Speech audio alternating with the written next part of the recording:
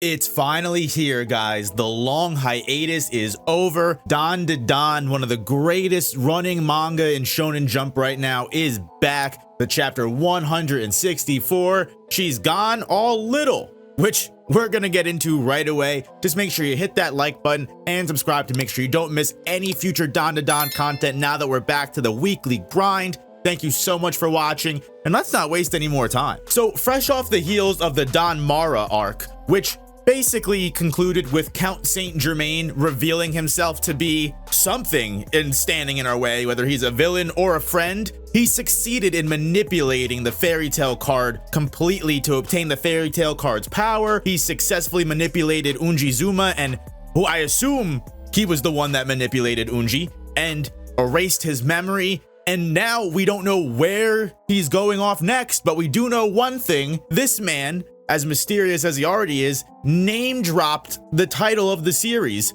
If the fairy tale card knew anything about DanDaDan. What is DanDaDan? Is it a object? A yokai? Is it some kind of crazy ritual or feeling?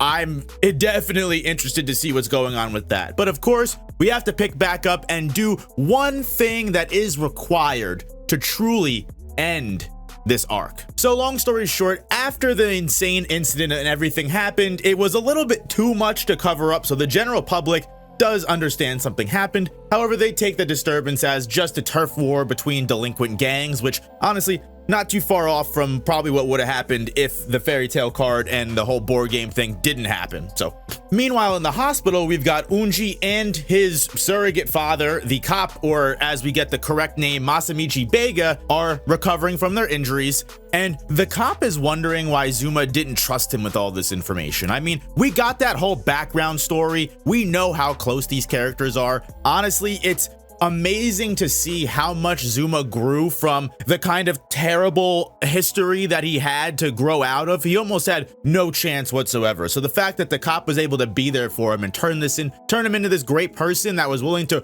risk everything for some random dude that he didn't even know, some hobo that was naked talking about he came out of a board game. I would have just kept walking personally, but I'm not as good of a guy as Zuma, and that's why we love Cop Beiga. He's upset that Zuma didn't tell him why all of this has happened and about the Umbrella Boy and all of this stuff, but Zuma kind of tells him he didn't want to explain everything to him for the exact reason he didn't just explain everything to the detectives and police that just left his hospital room, because you probably wouldn't believe him if he told you. You'd think he was just crazy. Think about all this yokai shit. You have to believe it for yourself. You have to see it for yourself. The same reason Psycho still doesn't believe in aliens.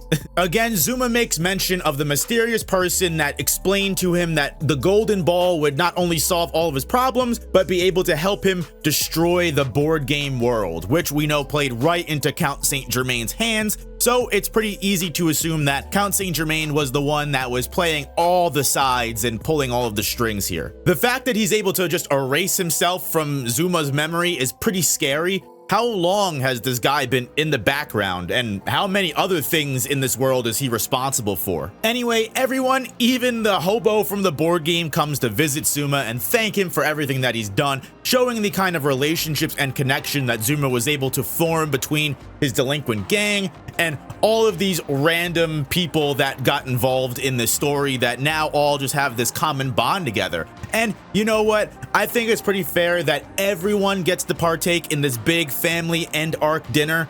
It's absolutely just a great moment that's well deserved. Everyone really fought the hardest they could in their own way, shape, or form. And the fact that we can all enjoy the end of the arc is just together, despite at the cost of Psycho's paycheck. It's beautiful. You know what's not beautiful is, oh yeah, Momo is literally super tiny, by the way. The name of the chapter, the reason why we almost got the happy ending. Whether it was because she was pulled out too haphazardly, she was pulled out too late, either way, she did not return to normal size on the way back out. And, you know, now it's, now we don't really know what to do. I mean, some people do know what to do. Ira is more than happy to torture the ever-living heck out of the doll-sized Momo.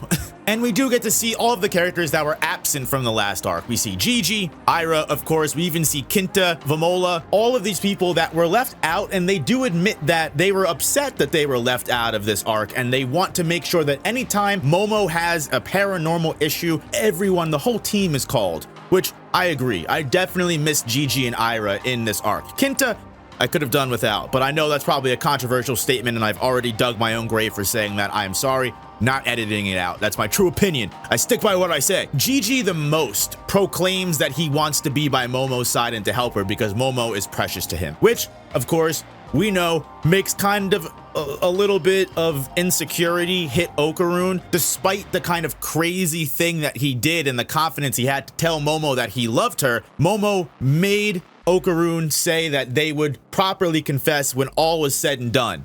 And now that the arc is over, they still have yet to do so. Now, of course, you know, technically the problems still aren't over. Momo is still small, but the very fact that Gigi is able to, you know, bring this up, and of course Momo, not thinking anything of it, says, oh yes, I'll never make that same mistake again. It shows that we've still got plenty of time left in regards to this whole romance between Okarun and Momo, especially because as far as Okarun knows, his love was unreciprocated, and now here she is just forgetting about it. Okarun's not the kind of person that's gonna bring this back up. He's waiting for Momo to, which we know is unfortunately not how the dynamic of this works. Plenty more romance shenanigans for these guys to get into, which means that we are far from over with this series. As Mai, the yokai that's haunting the class rep, continues to cause more problems and infighting because she just thinks she's the hottest shit in the world, which, you know, being the one that wants the class rep to become a pop star is probably like the